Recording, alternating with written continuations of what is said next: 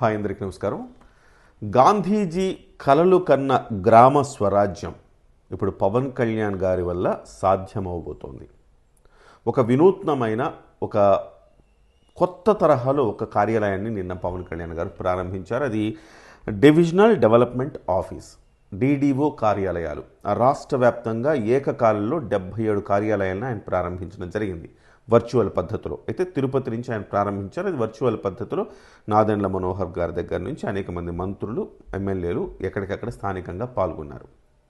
అయితే ఇందులో పవన్ కళ్యాణ్ గారు ఈ గ్రామీణాభివృద్ధి పంచాయతీరాజ్ వ్యవస్థను తీసుకున్న తర్వాత అనేక మార్పులు చేర్పులు చేస్తున్నారు. మనం చూస్తున్నాం చాలా చోట్ల స్వతంత్రం వచ్చినప్పటి నుంచి విద్యుత్ లేని గ్రామాలకు విద్యుత్తునివ్వటము, ఎక్కడైతే స్వచ్ఛ మంచి నీళ్లు లేని గ్రామాలకు, చిన్న చిన్న తండాలకు మంచినీటి సౌకర్యం కలిగించడము. ఇది ఎన్నో ప్రభుత్వాలు వస్తూ ఉన్నాయి, ఎన్నో పార్టీలకు సంబంధించిన ప్రభుత్వాలు వచ్చినాయి, ఎంతోమంది గ్రామీణాభివృద్ధి పంచాయతీరాజ్ శాఖలను చేపట్టారు. కానీ పవన్ కళ్యాణ్ గారు తన మార్కు తాను చూపిస్తున్నారు. ఇవాళ ఒక కొత్త వ్యవస్థను ఏర్పాటు చేశారు. ఈ కొత్త వ్యవస్థ ఏంటంటే చాలా ప్రక్షాళన చేశారు పంచాయతీరాజ్ వ్యవస్థని. కొత్త ప్రక్షాళన చేసింది ఏంటంటే డిడిఓ అంటే డివిజనల్ డెవలప్మెంట్ కార్యాలయాలు. ఏంటి వీటి వల్ల అంటే, సహజంగా మనకి కలెక్టరేట్లు ఉంటాయి. కలెక్టరేట్లో ఆ జిల్లాకు సంబంధించిన అన్ని అంశాలు ఆ కలెక్టరేట్లో పరిష్కారం అవుతూ ఉంటాయి. అది పౌర సేవలు కావచ్చు, సంక్షేమ పథకాలు కావచ్చు, అభివృద్ధి పథకాలు కావచ్చు, వీటన్నింటికి సంబంధించి కలెక్టరేట్లో మనం వెళితే ఆ పనులన్నీ కూడా కలెక్టరేట్లో చేసుకొని వస్తుంటాం. కానీ కలెక్టరేట్ అంటే అన్నిటికీ సంబంధించి జిల్లా మొత్తానికి. కానీ గ్రామీణ ప్రాంతాలకు సంబంధించి ప్రత్యేకంగా మినీ కలెక్టరేట్గా ఉండటానికి డిడిఓ కార్యాలయాలను ప్రారంభించడం జరిగిందనమాట. సో నేను పైన చెప్పిన ఈ సేవలన్నింటినీ కూడా పవన్ కళ్యాణ్ గారు అందులో ఇంక్లూడ్ చేశారు. సో స్థానిక సంస్థలు, ఇది కూడా ఇక్కడ దాకా ఎప్పుడు రావాలి, స్థానిక సంస్థలలో క్లియర్ కాని అంశాలు ఇప్పుడు ఈ కార్యాలయానికి వచ్చి క్లియర్ చేసుకోవచ్చు. అంటే స్థానిక సంస్థలను బలోపేతం చేయడం. చాలా కాలం నుంచి జయప్రకాష్ నారాయణ గారు చెప్తూ ఉంటారు కదా, స్థానిక సంస్థలను బలోపేతం చేయండి. ఆ స్థానిక సంస్థలను ఇప్పుడు పవన్ కళ్యాణ్ గారు బలోపేతం చేశారు.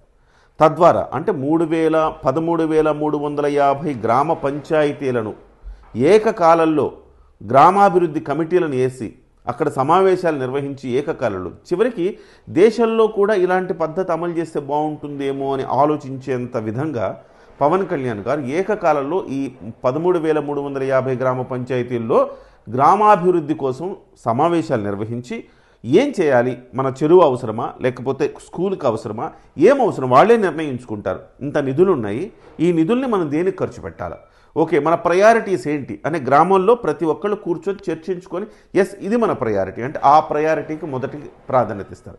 ఆ రకంగా గ్రామ కమిటీలే ముందుగా అక్కడి నుంచి అక్కడికక్కడే అభివృద్ధి చేసుకోవటం. అక్కడ సాధ్యం కానివి ఈ డిడిఓ ఆఫీస్కి రావాలి. అంటే పల్లెలే పట్టుగొమ్మలు అని గాంధీజీ మనకు అంతకుముందు చెప్పారు కదా. కానీ ఇవాళ ఏమైపోయింది, పట్టణీకరణ అయిపోతుంది. ప్రతి వాళ్ళు పట్టణంకి వెళ్ళిపోవాలి, ఎందుకంటే పల్లెల్లో సౌకర్యాలు లేవు, పట్టణాలకి వెళ్ళాలి. కానీ పల్లెల్లో సౌకర్యాలు ఉంటే గనక అంతకు మించిన సుఖం ఉంటుందా? మనకి కరోనా టైంలో చాలామందికి అర్థమైంది. ఎందుకంటే చాలామంది తమ తమ వ్యవసాయ క్షేత్రాలకు వెళ్ళిపోయి కరోనా టైంలో ప్రశాంతంగా అక్కడ స్వచ్ఛమైన గాలి, నీరు, వెలుతురు అన్నీ ఉండేలాగా అక్కడికి వెళ్ళిపోయారు. కాంక్రీట్ జంగిల్కి రావాలని ఎందుకు ప్రయత్నం చేస్తున్నారంటే, గ్రామాలు స్వశక్తితో గ్రామాల్లో ఎదిగే పరిస్థితి లేకపోవటం వల్ల కాదు, అలా కాదు, ఎక్కడికక్కడ స్వావలంబన తీసుకురావాలని పవన్ కళ్యాణ్ గారు ఆలోచించారు. అందుకే వ్యవస్థను పెట్టారు. ముఖ్యంగా అక్కడ గ్రామీణ వ్యవస్థను మరింత బలోపేతం చేయడానికి అక్కడ ఇంకా సిగ్నల్ వచ్చేలాగా ఎవరైతే వర్క్ ఫ్రమ్ హోమ్ చేయాలనుకుంటారో, చాలామంది మనకు బెంగళూరు, ఢిల్లీ లేకపోతే హైదరాబాద్ ఇలాంటి చోట్ల ఇప్పుడంతా కూడా రకరకాల వ్యవస్థలు నడుస్తూ ఉన్నాయి. అంటే హైబ్రిడ్ వ్యవస్థ అంటారు. 2 రోజులు హైదరాబాద్లో కార్యాలయానికి వెళితే సరిపోతుంది, 5 రోజులు ఇంట్లోనే ఉండొచ్చు. మరి ఇంట్లో ఉండొచ్చు అంటే హైదరాబాద్లో ఉండటం ఎందుకని గ్రామాలకు వస్తున్నారు. కానీ గ్రామాల్లో ఇంటర్నెట్ సౌకర్యం లేదు.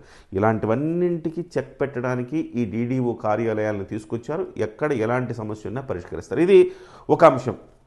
రెండో అంశం చాలా కీలకమైన అంశాన్ని ఆయన ప్రస్తావన చేశారు.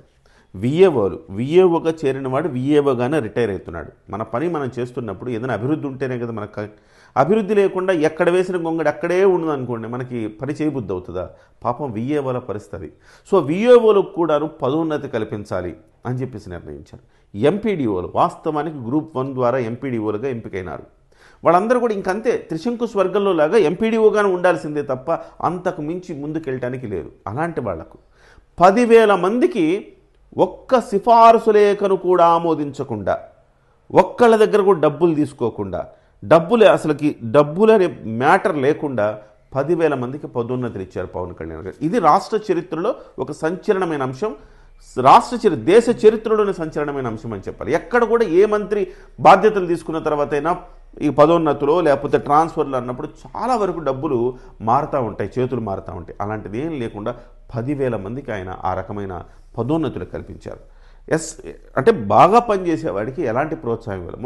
మొన్నటి చూసాం, అటవీ శాఖలో సిబ్బంది ఆత్మస్థైర్యాన్ని కోల్పోతుంటే వాళ్ళలో ఆత్మస్థైర్యాన్ని నింపడానికి ఆయన మాటలు మనం చూసాం. మీరు ధైర్యంగా వెళ్ళండి, ప్రతి అంగుళాన్ని వదిలేది లేదు అటవీ భూమిని, అది ఎవడొచ్చినా ఎంత పెద్దవాడైనా అని చెప్పేసి ఆయన మాట్లాడాడు. సో వాళ్ళలో ఒక ధైర్యాన్ని నింపుతున్నారు. అందుకే చిత్తూరులో ఒక గ్రామంలో ప్రజలు అడ్డుకున్నారు. ఎర్రచందనం వెళ్ళిపోతూ ఉంటే, తరలి వెళ్ళిపోతూ ఉంటే ప్రజల్లో కూడా ఆ చైతన్యం వచ్చింది. అంటే ప్రజల్ని ప్రశ్నించేటట్టు, అలాగే అధికారుల్లో ఒక రకమైన ఆత్మవిశ్వాసాన్ని నింపి గట్టిగా పనిచేసేటట్టు, వాళ్లకు గట్టిగా మనం పనిచేస్తే మనకి పదోన్నతులు వస్తాయన్న ఒక ధైర్యం కల్పించేటట్టు ఆ రకంగా పవన్ కళ్యాణ్ గారు అద్భుతంగా ఈ గ్రామీణాభివృద్ధి శాఖను ముందుకు తీసుకెళ్తున్నారు. ఈ 77 కార్యాలయాలు ఏకకాలంలో ప్రారంభించారు. ఈ డీడీఓల వ్యవస్థ అనేది పంచాయతీరాజ్లో ఒక సంచలనమైన ఒక మార్పులు అయితే తీసుకురాబోతుందని మనం చెప్పాలి. గాంధీజీ కన్న కలలు ఇవాళ పవన్ కళ్యాణ్ గారు వచ్చి నెరవేరుస్తున్నారని చెప్పాలి.